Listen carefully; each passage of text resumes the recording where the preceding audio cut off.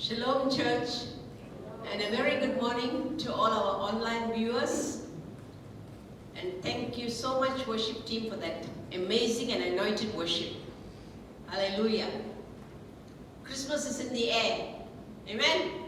And everybody looks forward to this time of the year. Why? It's because it comes with a lot of surprises and unexpectations. Hallelujah. Hallelujah. That's why my message this morning is, can I have slide 1 please? I've entitled my message, Expect the Unexpected, and my subtitle is The Surprise of Christmas. Actually it is in line with the birth of Jesus, but it's a little different because here God is speaking to us about the unexpected. Before we go to the text this morning, actually I just want to say something about the story of Christmas. Actually the theme that I'm going to bring today, the text that I'm going to speak on this morning, is the story of Christmas. It highlights that we should expect the unexpected from God. We should expect the unexpected from God. What do you mean by unexpected?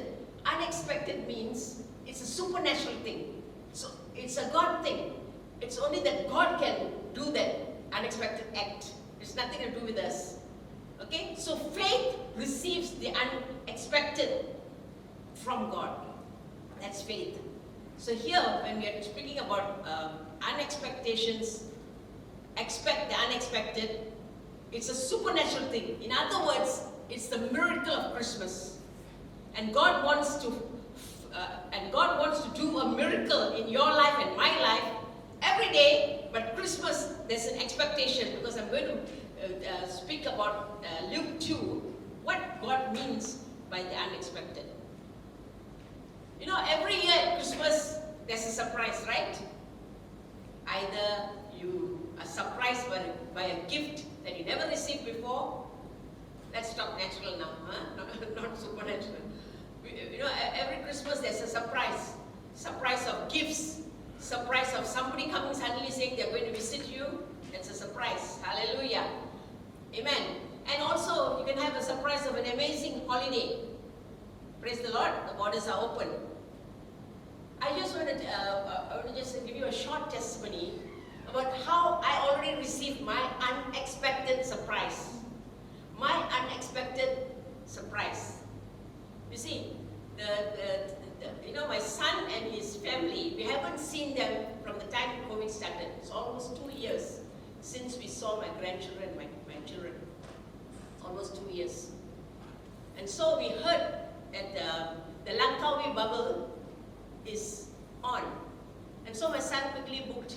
The children are really dying to see the grandparents. So my son quickly booked all the hotel, everything he did for the Langkawi bubble. So tourists from overseas can come to Malaysia through the Langkawi bubble.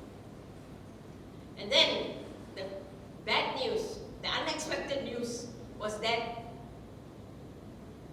21 countries, because of the Omicron, which is transmitted to so many countries, 21 countries not allowed to come into the Langkawi bubble. And one of the countries was Australia. So my son was so unhappy and he was so distressed. But you know what?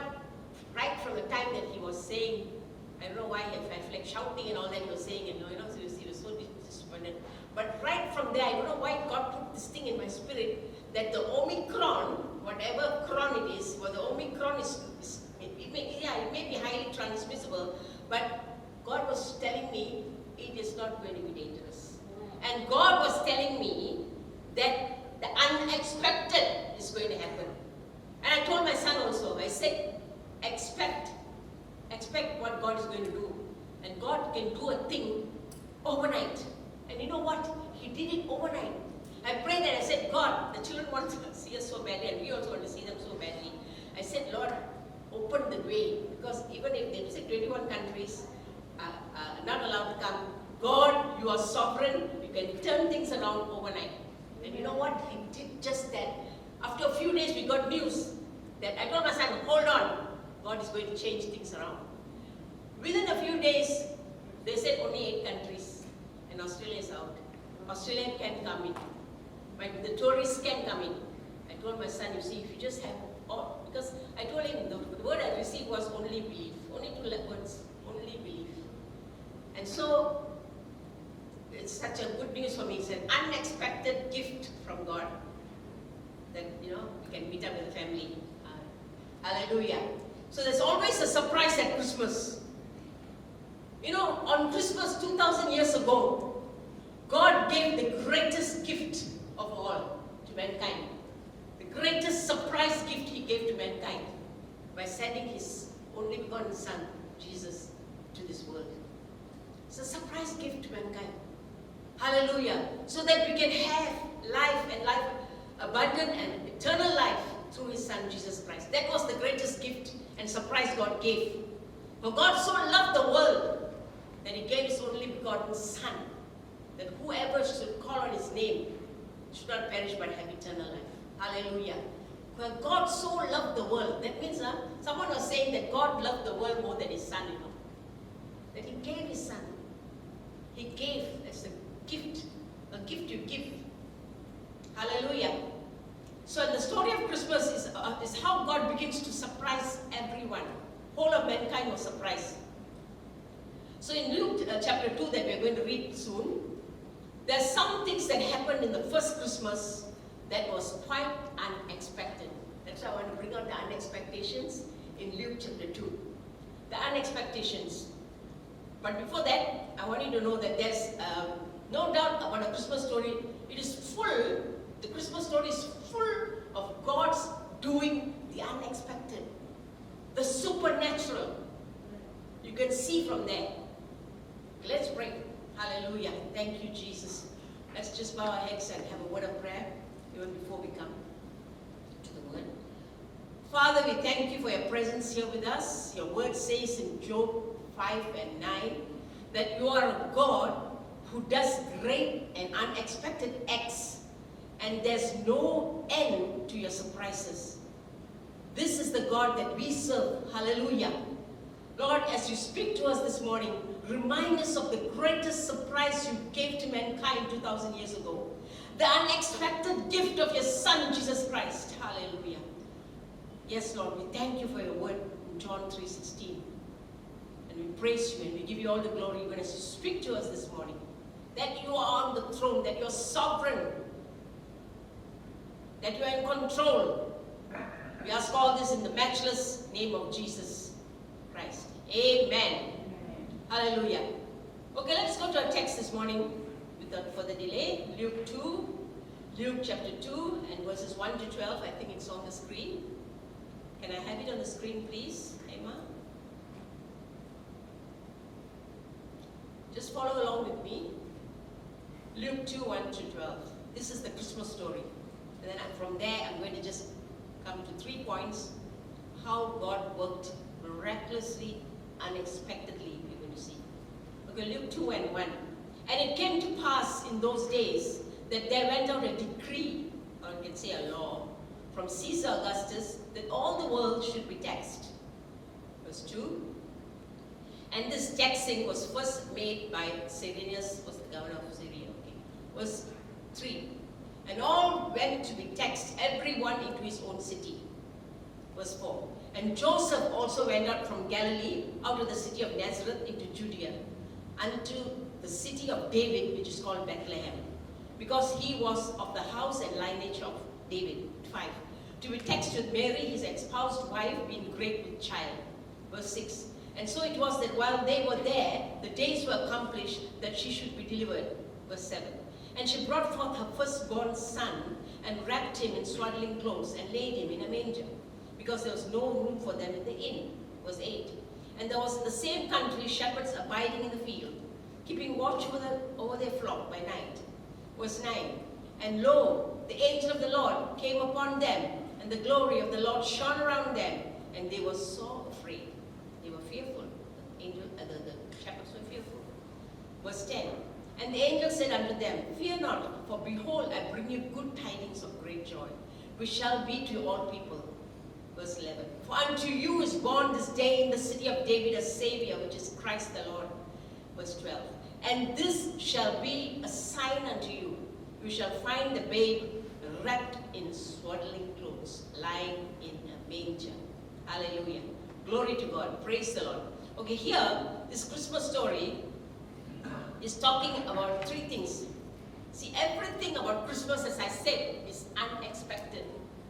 And in the story, there are three things I want to bring out, which are unexpected. Number one, first thing is, don't put the slide yet. Jesus comes, three things for you, and then I'm going to close. Jesus comes at an unexpected time. Number one. Number two, Jesus comes to unexpected people. This is what we're going to see in the story. And the third thing, Jesus comes to an unexpected place. Hallelujah. Glory to God. The first surprise of Christmas, now we can have the slide. The first surprise, yes, you see, the first surprise of Christmas is Jesus comes at an unexpected time. Unexpected time. That is verses 1 to 3. Okay?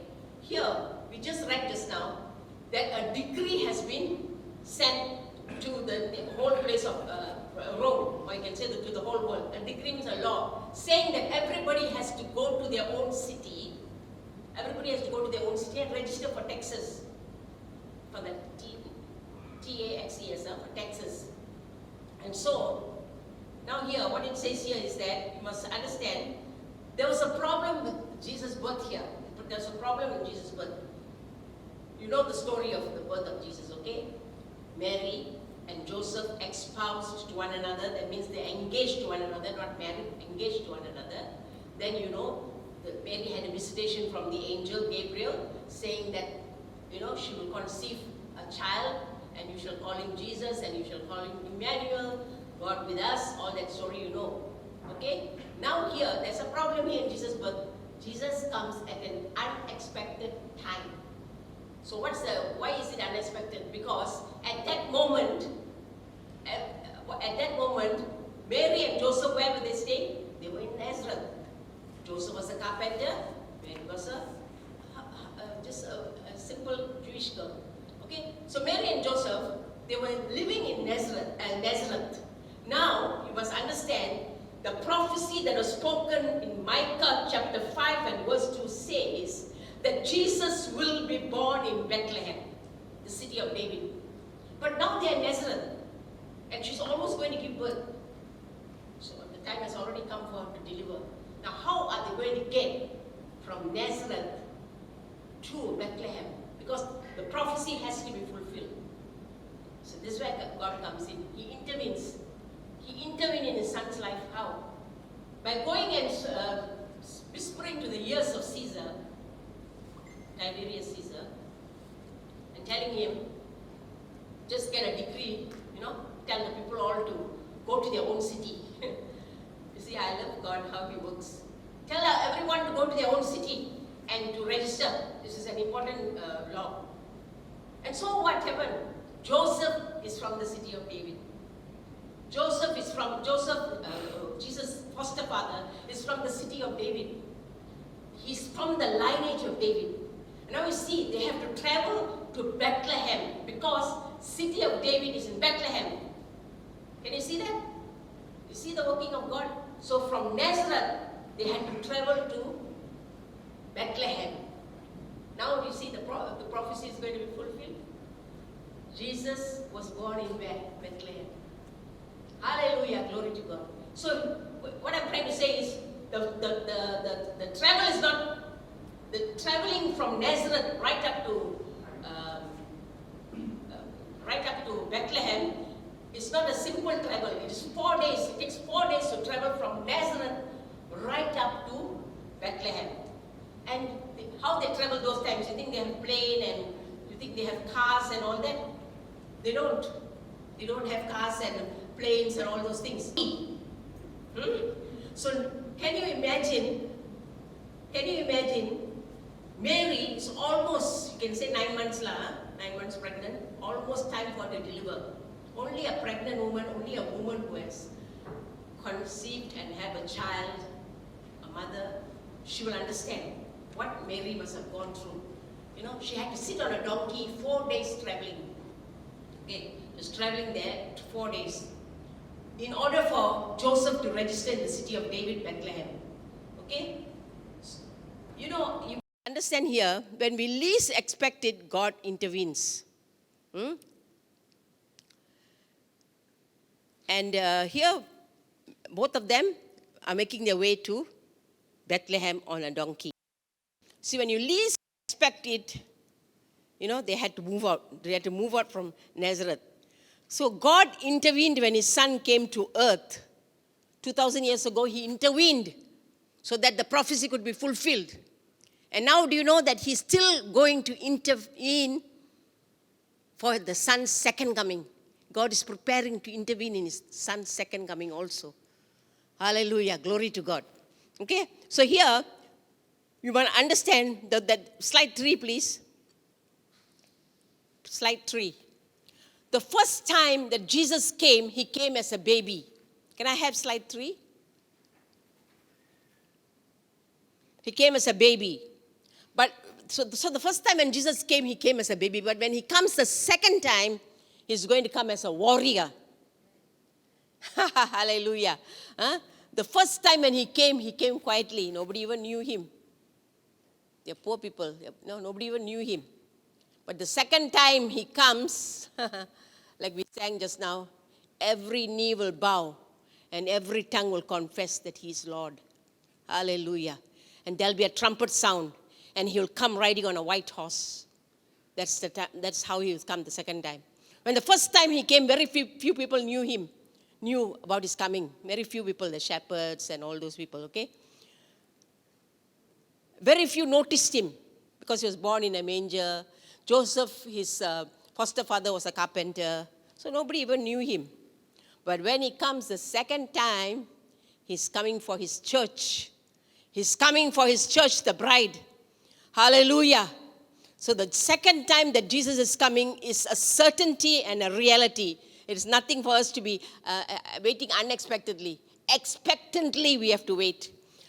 Because when he comes for his bride, he's going to come how? Suddenly. This one is unexpected. Suddenly and unexpectedly.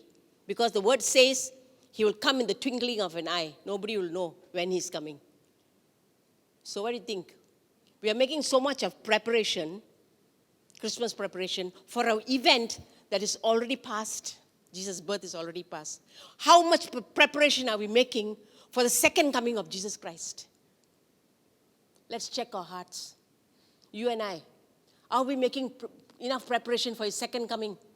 As we see the signs coming nearer and closer for his second coming, are we as prepared as we are for a past event like Christmas? You know, when Jesus came the first time, the nation of Israel was in chaos. It was in chaos. So they were waiting for they know their Bible all very well, no? They knew that a Messiah is coming. But they expected the Messiah to be like a warrior, to come and save them from all these Roman soldiers and from this Roman rule. They expected somebody coming as King of Kings with a crown and everything to come and save. So the first time he came, they missed the Messiah. They missed the Messiah. Why? Because their mind was saying that it is. So the same thing can happen to us if we are not careful. We can miss the second coming of Jesus if we are not prepared. If you are not prepared. Hallelujah. So he came unexpectedly in their midst the first time. And they didn't know it was the Messiah. So we're living in uncertain times.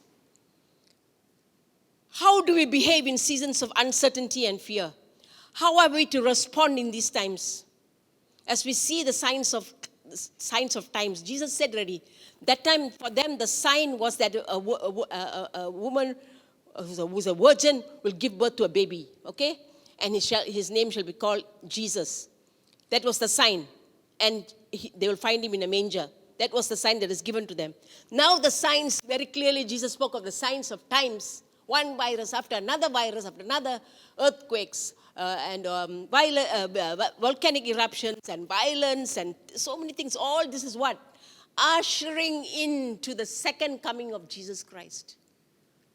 So if you don't take heed, you'll miss his coming.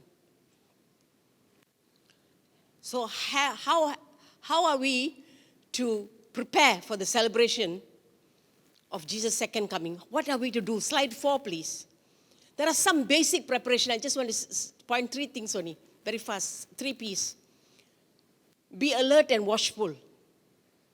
Be alert and watchful, prayerful. All the time. You know why? Because keep watch, the word says. Because you do not know what day the Lord will come. Pray. Because the hour or day, even Jesus doesn't know when he's coming. Do you know that? The word of God says. Only the Father knows when he's coming. So watch and pray. That's number 1. Number 2, live pure, godly lives. Because Jesus is not coming for a church that is full of blemish and sin. He's not coming for that kind of church. Church talking about you and I. Just not talking about HRC. So live a godly life, pure life. Of course, we're all sinful people, we are sinners, but we can always repent and come back to Him. That's what is meant, that live godly lives. And the third thing is persevere. Fight the good fight of faith. Don't go in with scoffers who say, He said He's coming, until now He has not come. Huh? Don't be with the scoffers. Don't join the scoffers. Fight the good fight of faith. Hallelujah. Slide 4, please. The second surprise of Christmas.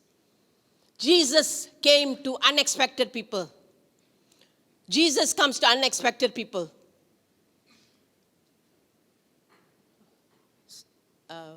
Yes, and then the next one, next slide. Jesus comes. Who did Jesus come to actually first? When you look, He came to ordinary people. Let us look at Joseph. First He came to Joseph and Mary.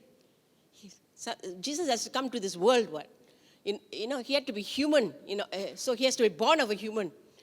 He has to be born of a human woman, isn't it? For Him to save the world, to save the earth. He's God, but He has to come down to earth to be born of a woman, okay? So here, whom did He approach? Why can't He approach some big shots? But God has a different, unexpected people. God chose unexpected. You'll never expect this kind of people that God chose. Who are the unexpected people? First He came to Joseph and Mary. Let's look at Joseph's life. Joseph was nothing. He was an ordinary man from the city of David, a carpenter. See, God chose ordinary people to do extraordinary acts. Hallelujah. I love God. Because He's so, He's so different. He's so radical. And so Joseph is a carpenter by trade. Let's look at Mary. We don't know much about Mary, but we know what the Bible says is that she was highly favored of God. That means what? The Word of God says that, blessed are you among all women. Among all the women in the world, God chose her. That means she must be highly favored. She must be highly favored.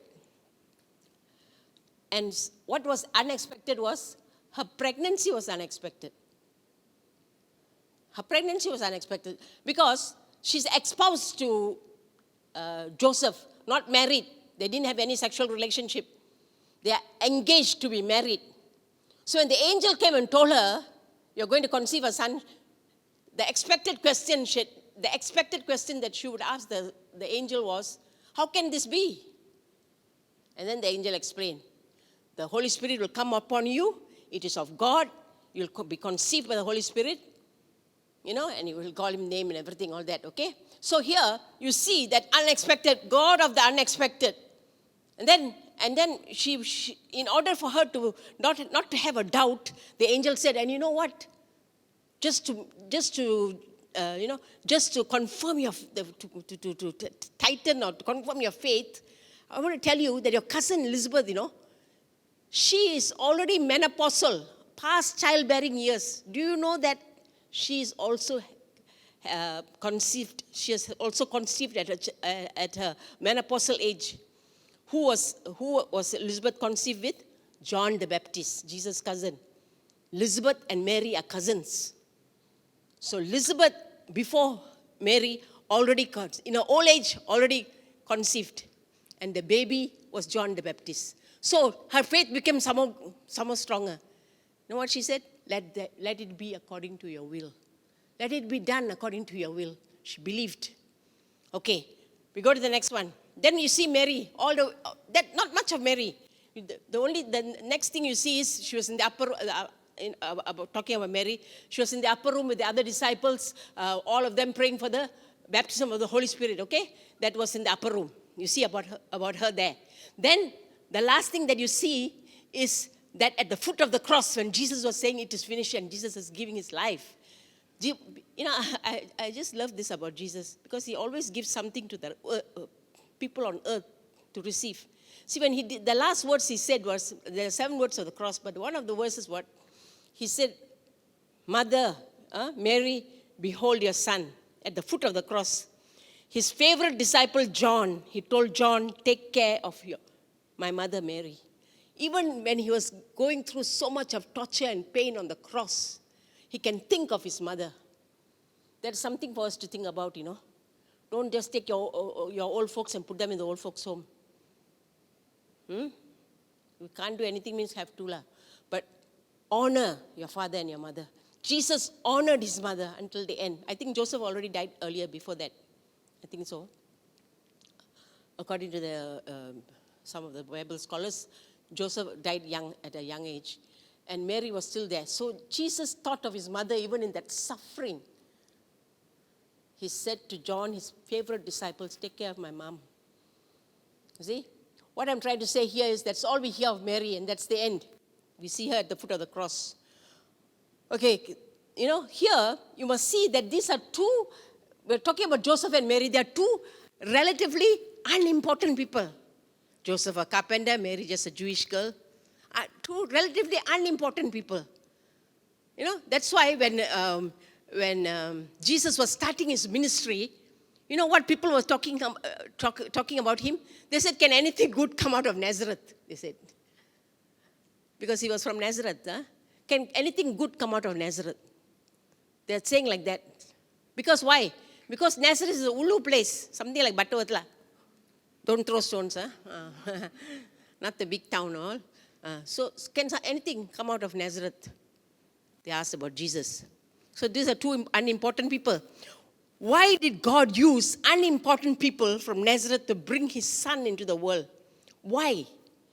Because, only one answer, because they were willing. Joseph, when he heard that Mary was pregnant, he didn't even have any relationship with her. You know, if other men, he said, they will put her away. Let her, I will just divorce her. But you know what? Joseph was a just man, the Bible says. And he waited on God. God gave him a dream, a vision. And God told him, Joseph, take Mary as your wife, because the thing that is in her is from me. It is from me it comes, from God himself. Joseph obeyed the voice because he was willing. Okay, finish with Joseph, he was willing. Now we come to Mary. You know, I just told about Mary. Her pregnancy was unexpected, everything. She said, let it be according to your word. Okay, she was willing. Both of them were willing. That's why God can use people who say yes. God used them because he called them. And when he called them, they said yes. He used ordinary people from an ordinary place to bring his son into the world. Look, he can use any one of you with a willing heart. He calls ordinary people. Can I have slide 5, please? Slide 5. Yeah. He calls ordinary people. First, Joseph and Mary. See, God is not looking for your talents, for your gifts, and for your abilities. Then only he wants to use you. No, he's not looking. If you have those things, it is good. Praise the Lord. But what Jesus needs is your heart, an open and obedient heart. You know, he doesn't call you. He calls you, then he equips you. He doesn't call the equipped already. Oh, this person got so many talents. Now I will call him. No, God will call. When God calls you, then he equips you. Remember that. He will equip you.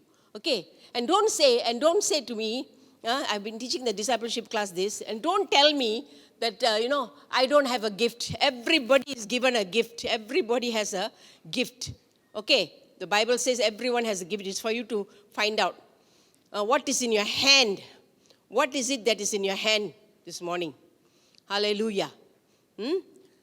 Before that, I want you to know that the second type of people that God came to, ordinary people, were shepherds in the field. That's slide 5.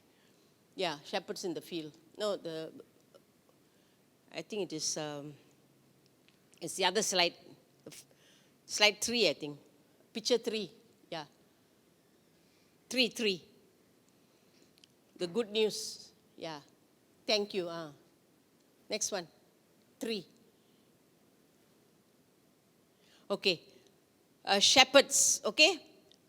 The next person, the next unexpected people we don't expect God to come and tell. Why must God tell the news about his son's birth to shepherds who are lowly people? Shepherds are uneducated people. They never even bathe. They're not clean. You know, they're just in the field all the time. But God loves poor people as much as he loves rich people. It's okay. Why the birth of his son was told to the lowly shepherds? Why? Because they were also very simple in their heart, okay? You see, here, God does not look at the externals. Here, what we want to know is God does not look at the externals. God didn't say, these people are uneducated, can't even speak, and I don't know. But God sent his angel to those people only. God sent them to the lowly people. And he doesn't, God, I want you to remember that God doesn't choose or doesn't look at gender, male or female. Oh, because he's male, I will put him here. Ask him to do this. God doesn't look at gender or age, okay, or race, or anything before he chooses to call. God can use failures to bring his greatness. I want you to remember that. God used these people, the shepherds, the shepherds in the field. In Luke 2:20, we sang just now, the good news that the angels brought, okay? The angels said, fear not, because, they were so frightened when they saw the angels. Fear not, because here, I'm bringing good news for you all. A king is going to be born. A baby is going to be born who's going to save the world, they told the shepherds.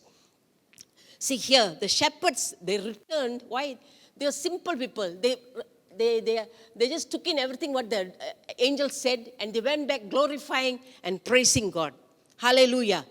God often chooses the weakest people to do the greatest things. Okay, I want you to remember that. He chooses the insignificant people to do significant things. Because it's written in the Word of God in 1 Corinthians 1:27, God chooses the foolish things of the world to confound the wise, and the weak things of the world. I can't do weak things of the world to confound the mighty. People who think they are so great, they can do all these things. But God chooses the lowly people. So before we complain about what we do not have, you can say to God, I don't have this, I don't have that like her. She can sing, she got good voice. I can't give you, I don't know what gift to give you. It's for you to search. If you have received Jesus as your personal Savior, if you are a believer in Christ, you have given a gift, but it's for you to find out what gift it is, okay? And serve God with that gift willingly. So what is that in your hand? Slide 5, please. God isn't asking for something that is in someone else's hand. Don't say, she's a good singer, she's a good preacher. God is not asking. God is asking what is in your hand. What is in your hand? What can you give him this Christmas? God is just asking for what you have right now. What do you have that you want to give willingly? Joseph willingly said yes. Mary willingly said yes. The shepherds went glorified Jesus. God came to all these people because they were willing. They said yes. What is it that is in your hand that you can give to God this Christmas? Amen. Hallelujah. Willingly. If you remember Moses, when God spoke to him and told him, you go and take my people, you release my people from the bondage of slavery in Egypt. You know what Moses said? I cannot, God, I cannot, I'm having stammering lips. I'll stammer. If I talk to Pharaoh, I will faint, I will stammer. You know what God told him? What is that in your hand? What is that in your hand? Moses said, it's a shepherd's rod. God told him, throw it down. Threw it down. It turned into a snake. Why? Because God wanted to show him that he is over all. He is sovereign. And the rod turned into a snake, because that is the miracle God was showing him. If I can do this, I can do anything.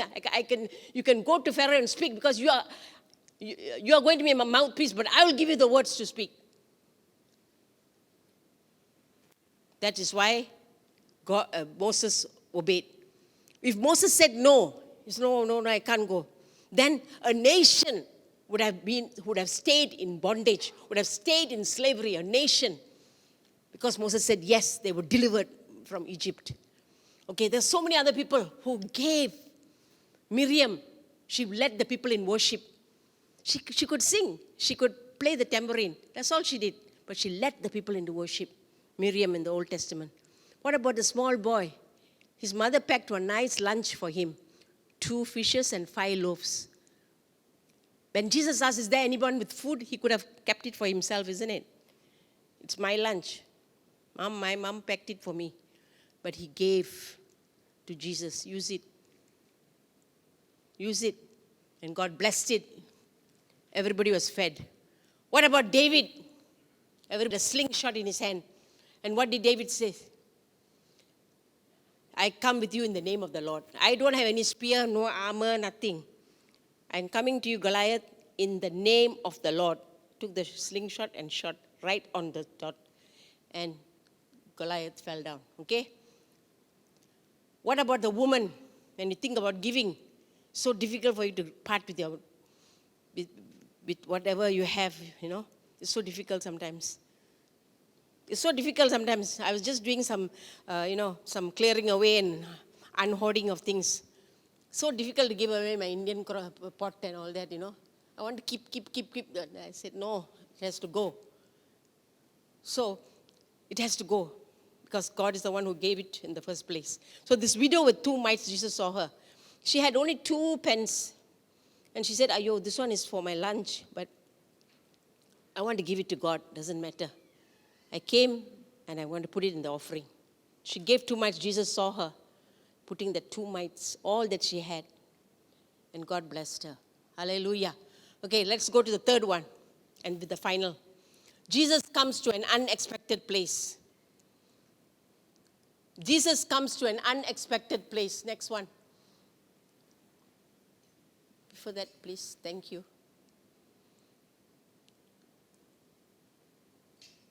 Comes to an unexpected place. That means Luke 2:17 says that, Mary and Joseph, I told you, they were on a donkey. 4 days they were traveling from Nazareth to Bethlehem for the birth of Jesus. Okay, 4 days they were traveling, I told you that. And they were knocking on all the hotel doors. Or inn. The inn is actually a budget hotel. Inn is, INN, is a budget hotel. So they were traveling, and then the time for the baby to be born is already very close. So they had to find a place for the baby to be born. They knocked on all the hotel inns, but everyone said there's no room, there's no room, there's no room.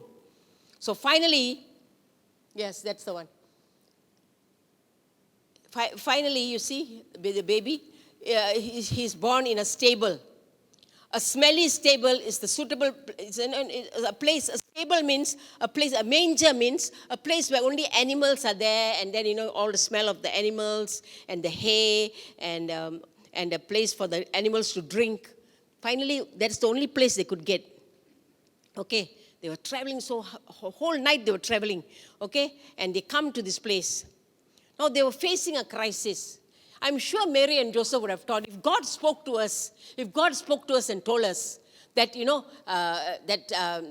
it is my will that my son be born, and they were willing and all that, then why can't God find an inn for them? I'm sure it was in their mind.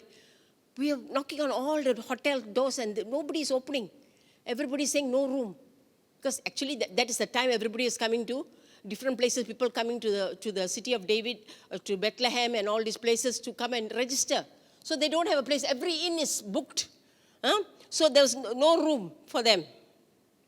So here, when you see here, you must understand that it was night when they come to Bethlehem.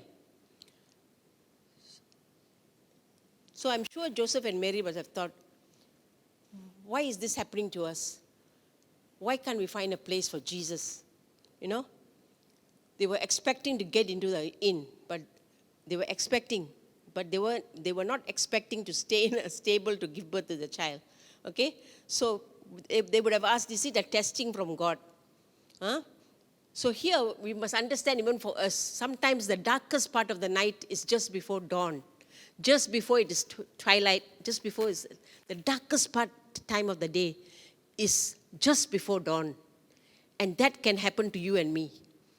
The time that we are going through trials, the things that, are happening to us, we can go through some trials. It is like a night. It's like the nights are so, you can't take the trials. Why is it happening to me? Why, Lord, why, we ask? Why must this happen to me? The same question Mary and Joseph asked, you and I can ask when we are going through trials, when we are going through difficulties. So many difficulties we can face in the last 2 years also, even before that. Our children may have gone back to the world of drugs, prostitution, whatever, smuggling, alcohol, gambling. They might have gone. They have become prodigals now. Or the economic crisis has hit you very badly. Or some sickness, you can't get a breakthrough. But remember, weeping only endures for a night. Joy comes in the morning. Hallelujah. Joy comes in the morning. Your dark night might not be just one night. It might be days. It might be weeks. It might be years. You're waiting for a breakthrough for your sickness. You're waiting for a breakthrough for your economy. You're waiting for a breakthrough to see your children back in the Lord. You may be grieving over loss of a loved one. A lot of us have lost loved ones in this COVID pandemic. You may be grieving. But this morning, God wants you to know the heaven's message for you this morning is verse 10. Verse 10. When the angels came to the shepherds, they were so frightened.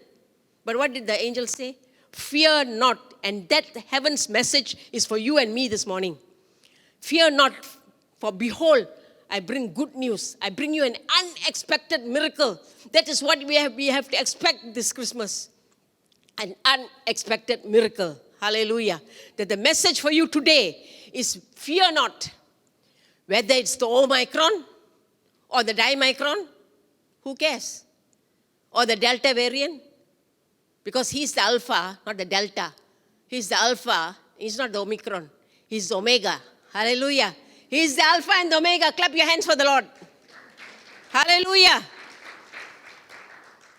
Picture 6, please. Next one. And so Mary laid the baby Jesus in a manger. You know what's a manger? You know what's a manger? That's the manger.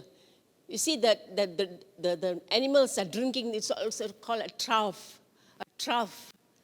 A trough means a thing for a feeding tube, like a feeding device for the animals to drink. So what Mary did, there was no other place. They don't have a cradle. So they took the trough, put some hay, and Jesus was laid on it. She brought forth her first son and laid him in a manger because there was no room for them in the inn. Luke says that she laid him in a manger. In other words, Luke presented the Christmas story, not like how we are presenting Christmas now. Like, it's okay, it's good. We are celebrating Jesus who came for us. He's the reason for the season. Okay, but here, Luke says that on Christmas Day, the real Christmas Day, 2,000 years ago, there was no lights. There was just some manger and animals. Hallelujah. Hallelujah. So she laid him in a manger, a trough. Hallelujah. Thank you, Jesus. It's a stable. Everything pointed. Sometimes I feel like crying when I read the Christmas story. Everything pointed. He's the King of Kings, lah. He's the Lord of Lords. But everything pointed to obscurity. Everything pointed to poverty. And even rejection. They missed the Messiah because he came so poor. But you know what? He was born poor so that you and I can be rich. He was born poor so that you and I can be rich. Luke showed the King of Kings born into poor and humble circumstances, born as a human. He came just to serve us. He came like a servant. Even the place that he stayed in, a stable, smelly stable. So this morning, I almost finished already. Jesus is saying Christmas is this. His heart is opened to all of us. He will not turn us down or turn us away. Whoever is watching even online, if you have not received Jesus as your personal Savior, there's a room in heaven's inn for everyone. That is Christmas. Jesus is saying, my heart is open to all of you. You don't have to clean up yourself and then come to me. Because Jesus is saying, I will clean you up. You just come to me with a true repentance. That's it. That's all. I will clean you up. You don't have to come, because why? Actually the stable symbolizes what? Dirt, smelly. Just like that, Jesus is saying, just as you're smelly, and not in that sense of smell, just as you are dirt with all your sins and your shortcomings and your weaknesses, come to me. Just like that, he's saying. It's open to all. My stable is open to all. Come to me.